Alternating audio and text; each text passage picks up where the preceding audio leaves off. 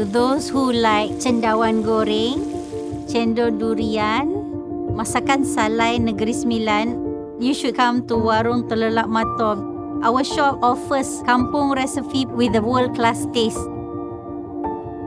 My name is Kak Ya. I started with cendawan goreng 12 years ago.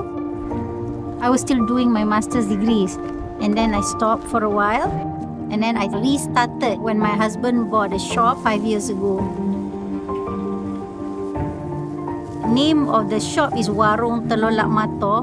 It's actually cendawan goreng terlolap mato because it was so good. When he tasted our mushroom, he eats it and then he was just like, terlolap mato. When something that is so tasty kan, you macam makan tu you mesti terpejam mata you. I follow the Negeri Sembilan dialect to make it terlolap mato. I want to cook because I like to eat, this specifically cendawan. Turns out that people also like what I like to eat. Besides cendawan goreng, I like to eat cendol durian. I add my own taste into it.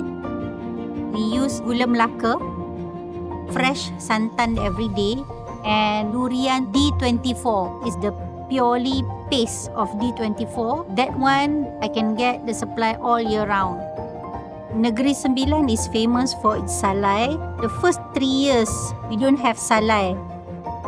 I also don't know how to do it. And then later on, customers who love our masak lemak, they came and said, why don't you do more?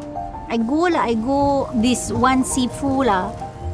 I think I'm so lucky lah that people that I go and seek advice from is very willingly sharing how they do their salai. I follow them to make the salai house, and then that's it. We started our own salai. We use kayu rambutan.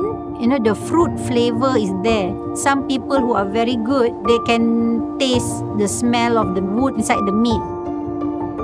There were so many times I want to give up, but I remember why I started. One, helping people getting good food. And the second one, it is my husband's retirement plan. I wish that one day Warung Terlolap Mato become an icon for Negeri Sembilan. Since this is my husband's retirement plan, so we'll continue until we can.